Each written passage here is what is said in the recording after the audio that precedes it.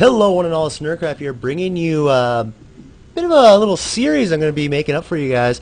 It's going to be Area 51 Gaming. I'm now the official caster of Area 51 Gaming for their StarCraft 2 team. That is, of course, I can't cast Counter-Strike 1.6 and Modern Warfare, things like that, because I really don't know what's going on. It's like, hey, look, people are dying, but Area 51 Gaming it's one of the oldest and largest North American gaming organizations, actually. And I wouldn't be surprised if StarCraft 2 people haven't really heard of them, because they're FPS. They started off in Unreal Tournament, and then they moved on to Call of Duty, and this is back in 2005 and stuff, when the first Call of Duty came out, or the first one with multiplayer. And then they Unreal Tournament, Counter-Strike's 1.6, Counter-Strike Source, all those really big named FPSs, and then one of their managers, Penguin Murda, I never really can pronounce his name right, but I'm pretty sure it's Penguin Murda, because he likes to murder penguins for some reason. He switched over from, I think it was Call of Duty or Unreal, and then he went into playing StarCraft 2, and he formed the StarCraft 2 team. So pretty freaking awesome how, just one guy in that team is like, oh man, this is so awesome, let's get this game in our roster.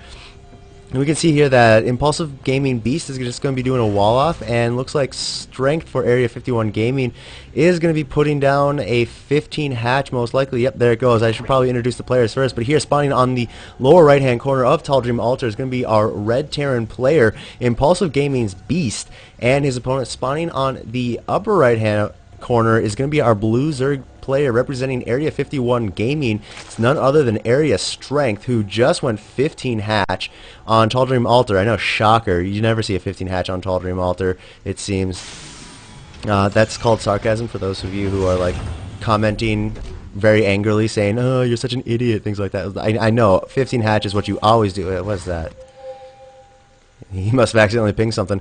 But yeah, 15 hatch, that's one of those builds you always do against Terran as a Zerg player. You almost always do a 15 hatch, just because you want to get that hatchery up. You want to get that second hatchery up. You want to get economical play. You want to get a lot of units out as well, which is what the second hatchery is really going to allow you to do. It makes no sense to do a macro hatchery, things like that. Zerg's just not really good at one base unless it's a 6 pool or a 9 pool, and doing that, it has one of the lowest win rates against Terran, just because they wall off against Zerg. You always see that Beast is going to be going for a 20 or 19, one of the two, command center there. So nice early expansion coming out from Beast. Love that a lot. Looks like we're going to be having a macro orientated game coming out of these players, which is really awesome. I love those macro, long, drawn out slugfest, back and forth, watching Muhammad Ali fighting kind of stuff. He takes so much hits, and then he deals out a bunch of hits, and then stuff like that. So freaking awesome, I think. And we see that Strength is going for just 4 lings, 2 queens, and a spine crawler. So most likely just going to be defending with this amount of units up until he gets his 3rd or macro hatch, or to the point where he feels that he's economically sound enough to be able to start mass producing lings, roaches, mutalisks, banelings, infestors, all those core units you see a lot in Zerg players. Of course, you don't see roaches and banelings at the same time unless it's a baneling roach bust, and even then you don't really see that in this level of playing. Here we have a factory going down there for Beast. He's going to be going for that classic Reactored Hellion opening, Expo into Reactored Hellion, just pretty much a later Reactored Hellion, but still effective nonetheless, mainly for control and things like that. And here we see these Marines catching some lings off guard. They're going to be able to take down 1 Marine, but 2 lings, I think, went down. And that reactor is just about to finish here. We have 2 more barracks coming up for Beast as well. So most likely just going to transition from this. He's most likely going to make 4 Hellions and then transition into heavy Marine tank, because that's just a really common thing when you see these 2 barracks going up around this time after the factory. That's just kind of what goes on. And we have the bunker over here finishing up, got 4 Marines in it. This SCV has unfortunately drawn the short straw and has to go scout the Zerg base, which if I was an SCV and my commanding officer said, go scout the Zerg base, I'd just be like, you do realize my job is to build and collect things, not to go into the enemy's base. Is I don't care, you gotta go and do it anyway. I'd be like, no, I'm not gonna do that. And then they're dishonorable discharge or shoot me, one of the two. I don't know exactly how the Terran military discipline goes down. But here we have 5 drones being made up for strength. He's just droning up massively. Ever since he got this expansion, he's just made like a handful of lings and just drone. Very, very common Zerg play right there. We have the 3 gas are up. All 3 are saturated. 3, and 3. So we have 9 drones collecting gas. We have 2 Hellions coming forward here. It's going to just tell strength that, oh yeah, he's going for that a little later of a...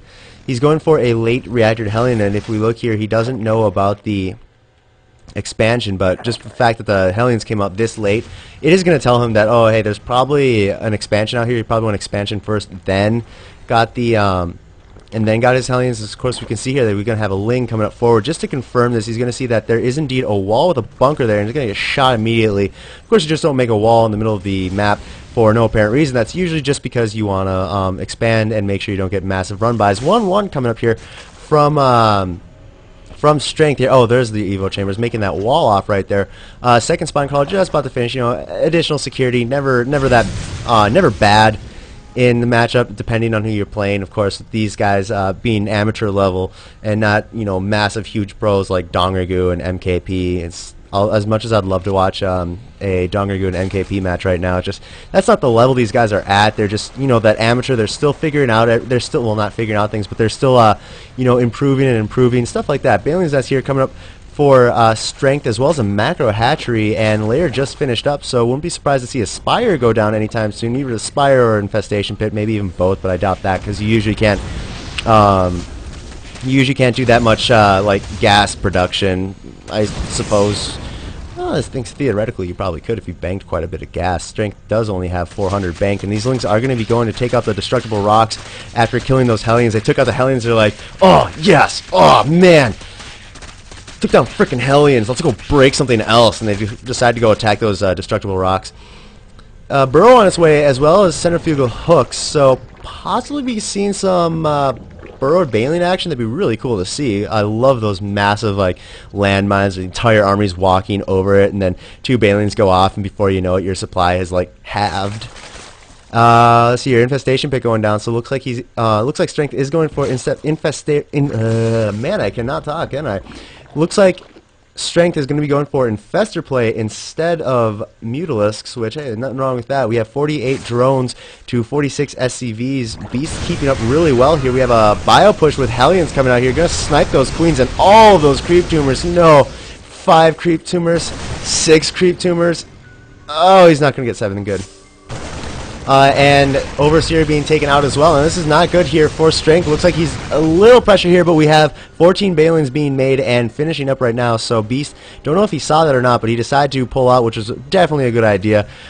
Pathogen glands on its way. Centrifugal hooks just about to finish here. We have a second factory being made, so that really nice marine tank composition there. Changeling going in over there. Apparently changelings actually show up as red, or the enemy's color on the minimap, which I never knew, even for like spectators. And the Ling's gonna go in here, try and get a run by, but you know, after eating that tank, decide not to do it. Changeling is just gonna stand there and say, "Hey, sup, dudes? I'm a Terran. Let me in."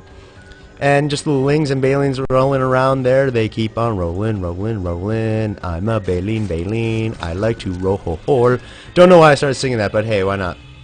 I think that'd be the coolest mode of transportation, though. Like, instead of walking, you roll everywhere. Of course, it'd be dizzy as all hell all the time, but it'd still be freaking cool. Oh, it would suck, though, if you lived in San Francisco or Duluth, Minnesota, because they're like on massive hills that lead down to the ocean. So if your main mode of transportation, aside from walking, was rolling, oh man, you would not want to live in those towns, because you would just roll right into Lake Superior or roll right into the Pacific Ocean. 2-2 is now on its way for strength, as well as a third. I think I did mention that. I'm not sure. What do we have coming out here from Beast? He does have a third being made right now, but the rocks have not been destroyed. Actually, we have another Ling over here, just scouting out. We have a Ling over here as well, making sure that he knows when those bases go down. 4 infestors on the way. Pathogen Glass has finished, and yeah, that's pretty much what's going on right here. Pretty relaxed game going on from these 2 players. Those Hellions definitely not relaxed after getting surrounded and killed, though. Hive is on its way as well, so wouldn't be surprised to see the Spire go down anytime soon. Just because, you know, once you start that Hive, you start getting your Spire, so you can get the Greater Spire, and then get those Broodlords, and then you get the Ultras Cavern down. So that way, once all the Vikings are are killed off, you get the once all the Vikings, well, once your entire army is killed off and there's like a ton of Vikings, then you just get oh man, what do you call those? Ultralisk, you know, complete tech switch kind of thing. And we're seeing that a lot more commonly used in ZVT. Burling Banelings. They're burly Banelings. They have massive biceps and tons of chest hair. No, burrowed Banelings here. Some Baneling landmines going to be actually a really nice spot here. Not only will Strength know when his opponent is moving out, but he's able to do some massive damage before even engaging. 2-2, about a fourth to finish. Spire is now on its way as the Hive is getting close to finish. We have a fourth here also coming up for Strength. So just starting to really set into that macro mode. 3 more Infestors on their way, as well as Neural Parasite. Interesting choice of tech right there. I mean, especially against Marine tank, you usually do not see Neural Parasite at all. You don't even see Neural Parasite at all usually. But especially against Marine tank, you see Strength is a little supply block here. 151 to 144. And Marines going over there trying to, you know, save their lives, and we have Strength over here gearing up to take out this third. But the problem is that it's 181 to 149 supply, and Strength is not ahead in workers. Here the Lynx going in, deciding to just eat a couple of siege tanks and get out of there. It is currently 71 SCVs to 67 drones, so either Strength is just really wanting to make sure that he gets a huge army and committing to kind of a 3, well, he can't commit to a 3-base play because he has 4 bases, so there goes that notion out the door. Ultralisk Cavern here, about halfway done, and the Spire just about to finish, but he's still got to get Greater Spire, and Greater Spire I think is, oh, how long is Greater Spire? Where's the Spire? Where's the Spire? The Spire, there it is. Greater Spire takes 100 seconds to make, so here we have a move out over there. It looks like he actually scanned and took out those burrowed Banelings, which is very interesting because he had no way of knowing the burrowed Banelings were there, unless it's just like, oh, I better make sure. He's probably lost a lot of army units to that before in other games, so just checking sure. It could be Strength style as well. I'm not 100% sure on Strength style yet because I only started recently casting for Area 51, and here these Lings going in, try to get a surround on a tank, but you know, it's hard to surround a tank and kill it when you're eating about 1, 2, 3, 4, well, 1, 2, 3, about 3 tanks worth of shelling there. And oh, come on, Burrow Banelings, go off, go off! Oh, the Burrow Banelings don't go off. Oh, Strength, why you do this? Why you do this to me? It looks like we actually have a nice big run by here coming out from Strength as Beast moves in. There are Marines there as well as the bunker. The bunker's going to get surrounded, but at the same time here we have a massive engagement over there, losing quite a bit of his army. Nice tank siege ups coming from Beast, going to be able to siege up that mineral line, but you know, this run by is not being stopped at all, and we have a nice supply block there from Beast, and all the SCVs are instantly pulled away to the main army, and we have Strength here gearing up for an engagement. He's got the Fungal Growths, he got the Infestors and the Ultralisk, as we see the Banelings going off on those Marines as the Ultralisk hug, and Beast just again going at it. It's 164 to 194, so Beast is finally taking the supply lead for Strength is finally taking the supply lead in the entire game, and ooh, I always love that Burrowed Infestor play. Well, of course, I don't like it when they do it against me. It's freaking annoying. But Scan's going down, going to be able to take out the majority of those Infestors, actually all the Infestors, but the Infested Terran are down. And here we have the Ultralisk, Lings, and Banelings coming in here, going to be able to clean up this army quite easily. And at the same time, look in the main of Beast, almost all of the production is being shipped away here. The add-ons, the tech labs, the reactors just being taken out, and Beast is going to have a hell of a time coming back from this. 3-3 is just about to finish. 3-3 Ultralisk, or 3-5 Ultralisk, one of the scariest things I think you could ever go up against, but actually Kite Misplated hasn't been finished at all. And there's the GG from Beast. Looks like Strength is going to be able to take this game in pretty convincing fashion, almost like one-sided after that last engagement. It's just like, whoa. After the initial engagement, it's like, whoa, man, Strength certainly came out on top of that one. And I think it's all due to the fact that he did that really nice run by. If it wasn't for that run by, you know, Beast would have been paying full attention to his army. His production would have been keep on going and going and going. But because of those supply depots, even when he did trade, he wasn't able to produce, even if he did trade. Of course, he did trade. It was kind of one-sided trade. It's kind of like, you give me $20 and I'll give you like a bottle cap, something like that. Well, if you're playing Mass Effect, or not Mass Effect, if you're playing Fallout, I'm sure that's okay of a deal. But you know, stuff like that is just, it was really nice that Strength did that run by. That run by most definitely saved him. But again, I hope you guys enjoyed this cast as much as I enjoyed casting it. This game as much as I enjoyed casting, of course. What am I saying? My name is Nerdcraft. I am Area 51 official caster. Please check Area 51 out at areaStrength.com. You can also follow them on Twitter as well as YouTube. So yeah, go check those guys out, and I'll be having another Area 51 game coming up for you guys next. It's going to be Area Focus, I do believe, who is a Terran player of theirs. Stick around for that. My name is Nerdcraft. That's it. I am out.